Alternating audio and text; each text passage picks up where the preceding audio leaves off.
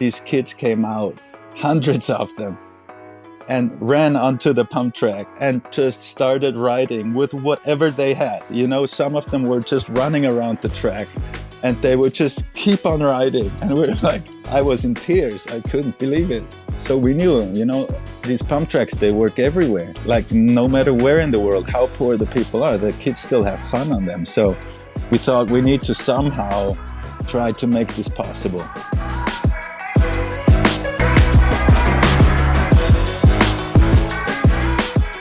Hey Claudio, welcome to the show. It's great to see you.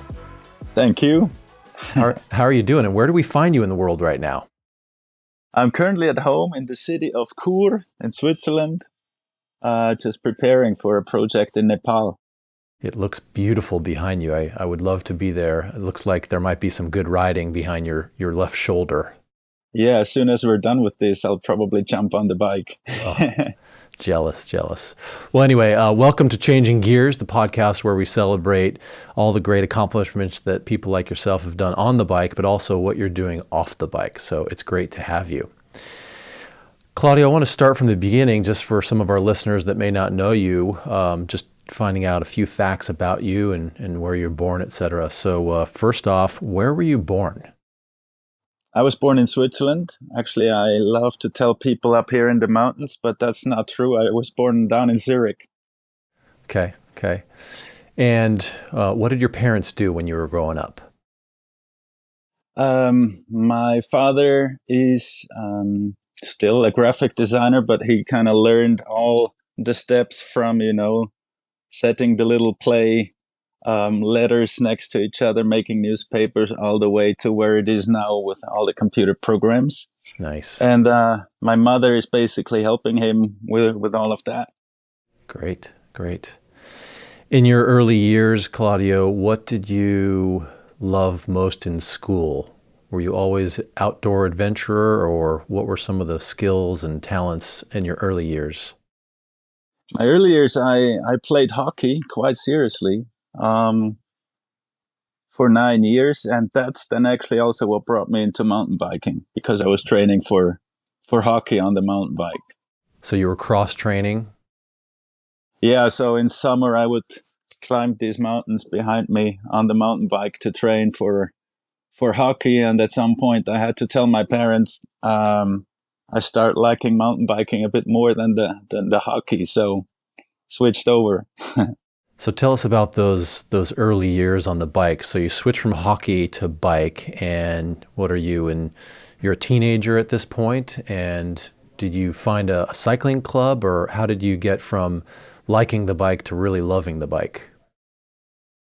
Yeah, it's a funny one. It's actually my parents bought me a mountain bike saying, hey, what if we don't drive you to hockey training every day anymore, but we would buy you a bike? So, and I was like, yeah, cool.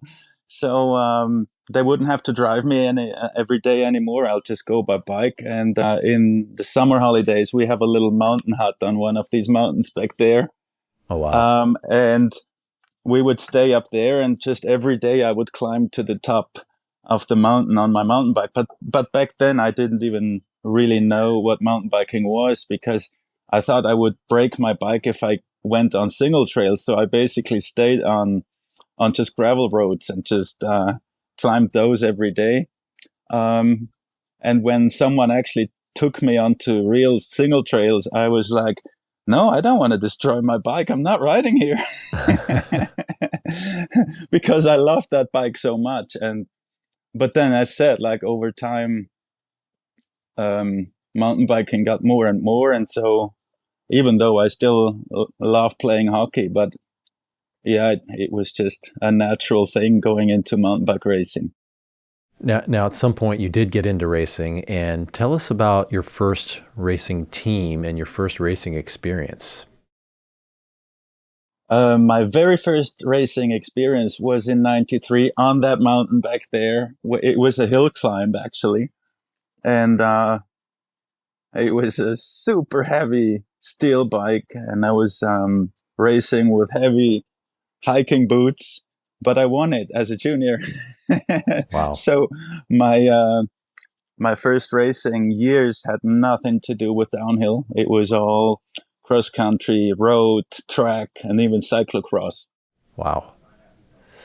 Now, at some point, you started to get into downhill and four-cross, and you've actually got quite an interesting, little few years of success there. What brought you from those early 90s, heavy steel bike to wanting to cross over into downhill and four-cross? It was on one of the training rides for cross country where I came across a BMX track, and I had never seen a BMX track before. I was like, wow, this looks interesting. So I did a couple of laps, and that was so much fun that immediately I went and bought like a very cheap BMX bike. And for the entire winter following, I basically spent every day on that BMX track. The result of that was that the season after in cross country, I would smoke everyone on the downhills, but I'd lose it all on the climbs. And so I met a lot of friends on that BMX track who were downhillers back in the days, and so they took me to a race, and I was just lost. This was so much fun riding like a proper full suspension bike, and yeah, it wasn't even a decision anymore. It was just something I had to do. Nice, nice. At that time, who were some of the heroes of the sport that you followed and admired and wanted to be like? Well, obviously, John Tomac was really big back then, and Nicolas Vouillot. But funny enough, only like 3 years later, I was on John Tomac's team when he had his first racing team in '99. So I was on that team till 2001. That was my first proper real team. Now, 99 to 2001, you actually have had some pretty incredible success points as well, right? Tell us about those. Well, on the first year on that team, I already became world champion. No, I wish. only Swiss champion. Swiss world Swiss champion, Swiss world champion. Yeah, and yeah, followed up in 2000 and 2001 as well. And then in 2002, I was on my only ever World Cup podium in Mount St. Anne as a fourth, but that wasn't on a Tomac anymore. Right. What bike did you switch to that year? That was a Taillefer, that French brand. It wasn't very big, but it was on the Maxis team, on the international Maxis team. Yeah. Oh yeah. So Claudio, do I have this right? 1999, 2000, and 2001. You were the Swiss national champion for both downhill and four-cross, all 3 years. Yeah, and I followed up with some more later on, but yeah. What a great stretch of 3 years of domination. That's cool. Claudio, we're going to switch to the sprint round here real quick, just sort of a little psychological profile to see what kind of preferences you like in the world of stuff. So I'm going to ask you a whole series of questions, and I'm just curious which things I ask you prefer over the other, okay? Yeah. So gloves or gloveless? I have to wear gloves. I sweat too much on my hands. Pancakes or waffles? As long as they're vegan, both, I don't care. All right. When you're riding long distance, gels or real food? Real food. Cold or hot? Hot. Rain or snow? That's contradictory to before, but probably snow. Spicy or mild? Spicy as F. Pavement or dirt? Tricky one since I'm building paved Pumptracks, but so yeah. I'd say both. Yeah. Coffee or tea? Coffee. Beer or wine? Wine. All right. How about cables or wireless shifting? Well, that's going to get me in trouble if I say cables here now. No, we're open to everything. Well, it probably depends in which circumstances. If I don't have a charger with me somewhere in Nepal or so, I'd probably prefer the cables. Good point. All right, let's talk. We're going to transition to the climb portion of our podcast here, where we sort of jump into community and the things that you're doing in the world at large to make our world a better place. You know, Claudio, you've done some amazing things on the bike, right? Some Swiss national championships for 3 years in a couple different disciplines. You've met a lot of people. You've been influenced by a lot of people. You've traveled the world. At what point, what was the trigger for you to transition from being all about racing to doing something different, to investing in others and growing a broader cycling community? What happened? Talk about that journey. You know, a lot of the things that happened in my life weren't really planned or weren't really a decision. It was just natural. It took me from one to the other.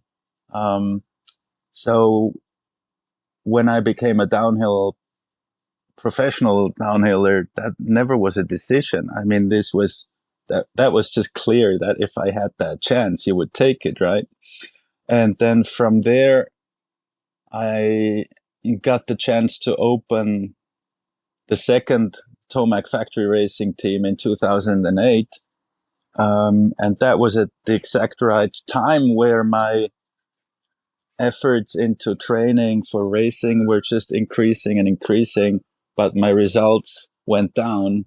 So I kind of had it all maxed out, you know, like following a very strict training program, 365 a days, having a nutritionist, and so on, doing it, just maxing everything out, and still my results would go down. And at the same time, I had the opportunity to open up my own racing team. So I basically from one day to the other switched while still racing, but I spent my days setting up this racing team. So that was the transition from racing to becoming a team manager. And same thing with the trail building and with VeloSolutions.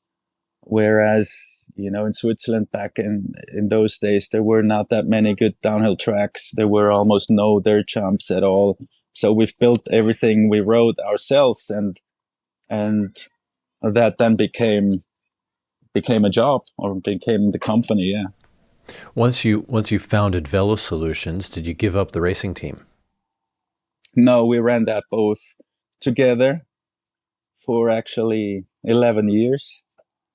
And then with that idea of Pump for Peace coming up and getting bigger, I decided to let go from the racing team and put those efforts and that money into Pump for Peace. Right. We're going to get to Pump for Peace in a second, but I want to go back to VeloSolutions. So you're building your own trails in your community, and you decide just randomly that you're going to create a company that builds Pumptracks all around the world. Tell me more about that. Well, again, this is not a decision. This is something that just grew organically and came to us without ever planning it. You know, Pumptracks, when we founded VeloSolutions in 2004, were not a topic. They were, no one knew what a pump track was, and neither did we, because we founded VeloSolutions as a trail building company that would also help tourist destinations with their communication and with their marketing, not just with the trail building. So kind of, you know, from master planning to construction of the trails, but then also market the bike park or whatever they had to offer. And I did that with two friends in 2004. And these two friends actually thought once we found the company, I would quit racing and I would be part of their team. Thing though was I wasn't ready to quit racing. And so I was still traveling the world from World Cup to World Cup while they were doing a really good job in running the company. But at some point they said, we don't want to do this alone, and they quit. So basically then VeloSolutions was just sitting there still without them and without me taking care of it either. So only when in 2008 I quit racing, I could then put my time into VeloSolutions. And at that same time, suddenly Pumptrack became a topic. And a friend of mine who was my former boss at a bike shop had the idea of, mixing cement into the dirt. And I said, well, you can't just mix cement into the dirt. This is just going to be a mess. If you want to do it that way, then do it all the way and build them from concrete. So in 2009, we then built the first ever concrete pump track, which already got quite some attention, and which basically started our pump track business. But then 3 years later, this city here that I'm actually sitting in, their boss of the landscape department asked me, "Hey, why don't you try asphalt?" And I said, "Yeah, why not? I mean, I'm open. Let's try it out." And so this guy connected me with a local road construction company. They let me build a turn in on their company area. So they just gave me an excavator and some gravel, and I built the turn just for them to test out if it's even possible to lay asphalt on a steep turn. And so in the pouring rain, we did that in summer 2012, and we were like, wow, this is gonna be big. And a month later or so, we built, which is basically, it could even be today, exactly 10 years ago, when we built our very first asphalt pump track. And that was then the initiation for the worldwide pump track hype. It's amazing. Yeah, the VeloSolutions pump track, for those of you that haven't seen one, they're pretty incredible, and they have a signature look because they're all asphalt. And you've got this really cool red line with the graphics, and I can spot a VeloSolutions pump track from a mile away just by that signature red line and that beautiful black asphalt. It's pretty incredible. Thank you. So then tell me about, well, first, how many VeloSolutions pump tracks are there in the world today?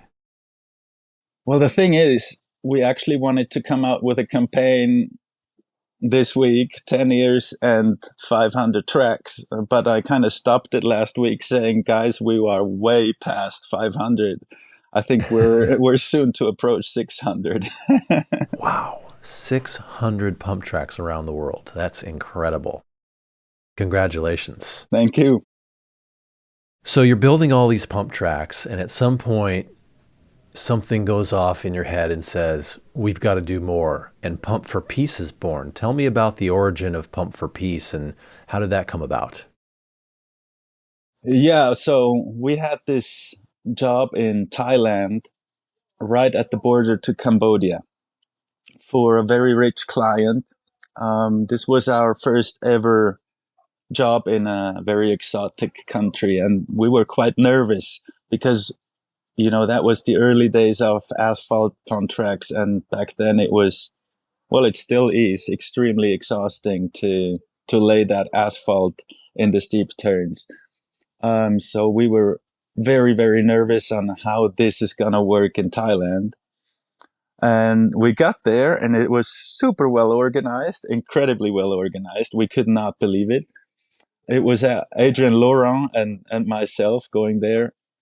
And the thing is, we've built that pump track right in front of a couple of shanties where kids were living. They had nothing, and it felt very weird that we are building something here that is so expensive for a very rich client. And then you see those kids there, and I asked, are these kids ever going to be able to use this here, or are we building this for just a couple of wealthy guys that are the exception? And so for the 3 weeks that we were there, there was this weird feeling. We saw these kids, they had some rusty old bikes, most of them barefoot, hardly any clothes. And we were building this pump track for a rich client. And with the last wheelbarrow that we poured out, these kids came out, hundreds of them. and Wow. ran onto the pump track and just started riding with whatever they had. You know, some of them were just running around the track, and some had, you know, broken off pedals on rusty axles, bare feet, and they would just keep on riding. And we're like, I was in tears. I couldn't believe it. And so we knew, you know, these pump tracks, they work everywhere. Like, no matter where in the world, how poor the people are, the kids still have fun on them. So we thought we need to somehow try to make this possible. Not only when there's a wealthy client, but maybe through some fundraisers or whatever it might be. And that's why we founded Pump for Peace. Amazing. What year was that? 2014, I think. Amazing. So what an incredible way to give back to the community. Tell me about this gentleman in Thailand. So you build this amazing pump track on his land. Did he then give the kids permission to use it, or how did that turn out? Yeah, that was my first question to him, was like, are you going to keep that open for everyone? And he said yes. That's great. How amazing. So Pump for Peace starts in 2014, or no, 2011? 2014 was that Thailand project, but it took a while until we actually then really started Pump for Peace. But in the meantime, you know, the spirit was always there, whether we call it Pump for Peace or just a normal job. Our intention is always to make it happen. Like, even before Pump for Peace as a name existed, when someone from no matter where in the world would call us, we would always try to make it happen. Obviously, they don't all have the same kind of money or the same kind of background and circumstances, but we just, you know, Pump for Peace is basically just a name for what we always did, try to make it happen. Right. Not only try to make it happen, do make it happen. Very cool. Very cool. Claudio, I can only imagine this next section of the show is called Close Calls and Bonking. I can only imagine that laying a pump track with hot asphalt in some crazy exotic conditions with your hands in all weather conditions, there's got to be some crazy stuff that's happening. Tell us about something crazy that happened during building one of the VeloSolutions tracks. Oh, wow. Where should I start? A good one was definitely actually Oklahoma City.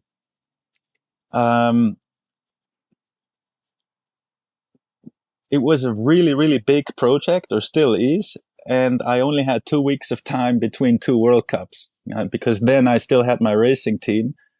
And so we went in between a World Cup in Europe and the World Cup in Mount St. Anne, left me with 2 weeks. And it was like a 20,000 square feet pump track to be built from scratch. And I didn't know Oklahoma would get that hot in the summer. And also I didn't know that they had tornadoes. I've never seen rains like that. So we ended up finishing so we started building, we had the raw shape done, and it was about time to get the asphalt started the day after. And then that tornado came in, and I've never seen rain like this. And it just kept going for the entire night. And the next morning we got to the pump track. It was just one lake that you could almost not see the pump track anymore. It was flooded, completely flooded.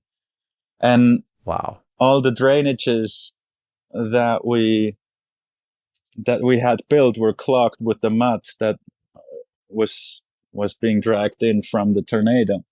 So since, another little background story, since I was a sewage worker back in the days when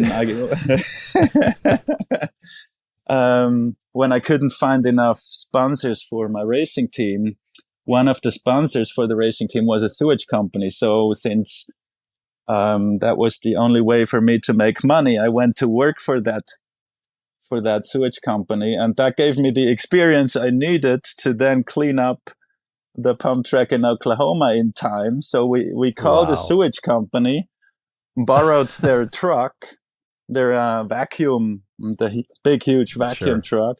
And for an entire day, I was just vacuuming out that every single drainage hole. It was the biggest mess ever. And it was so hard because by now it was over 100 degrees Fahrenheit again. Me Ooh. standing in the water and sweating at the same time. It was the biggest mess ever. And then finally we cleaned it up and started the asphalt, and it was 42 degrees Celsius, which I think is somewhere between 100 and 110. That's pretty hot. Yeah. And we had actually inmates from the prison nearby helping us with the wheelbarrow work. And they kept getting heat strokes. And I think we had them too, but we were so focused on getting this track done that we just didn't even care. We just kept going. And, you know, it was so hot that sometimes it's not just 110 degrees Fahrenheit that come from the sun. It's also the heat from the asphalt that's way, way hotter even. Sure. And when you're standing in a turn, laying that asphalt, it's like being cooked from that asphalt all around you. And wow. At some point, from feeling the heat on my skin, suddenly I felt all cold, like completely cold. I was shivering. And I looked up and looked at the others, and they all had the same thing in the right moment, in the same moment. And we were like, uh-oh, this is not good. This was probably a proper heat stroke we all had, but we just got it done. And on the last day, I had to like fly to Mount St. Anne to the next World Cup. And there Wow. I was just dead. I couldn't move for 3 days or so. That is definitely a close call for sure. What a great story. But you got it done on time. We got it done on time, and yeah, ever since it's been being ridden. That's great. That's great. Well, Claudio, we only have a few more minutes left in the show, and there's so much I would love to talk to you about. But is there anything else sort of in your world, in your community? I'd sort of like to hand the mic over to you that you'd like to share of other investments or things that you're doing in your world to make this world a better place. Yeah, well, and that would probably need a lot more than a few more minutes. But yeah, we did, you know, relating to the Pump for Peace story, we also founded the Pump for Peace racing team, which should then give those riders from those countries a chance to come to international races. And that's what we're currently working on quite a lot. And then in terms of, you know, making this world a better place, and I'm learning a lot to work on myself to do that. And I'm learning more and more that this is less about the things we're doing that other people can see. It's more about changing yourself and allowing things to happen. Yeah, great. Well said. Lastly, if people wanted to learn more about you, about Pump for Peace, the race team, VeloSolutions, where would they find it online, or what's the best search term for them to find? We'll put some detail in the show notes, but what would you recommend? Yeah, it's if you're more into Pump for Peace, then it's easy, pumpforpeace.com, and otherwise it's VeloSolutions.com. Awesome. Yeah. Awesome. Well, Claudio, it's so great to see you again, and thanks for being on the show, and have a fantastic rest of your day. You too. Thank you. Thanks a lot.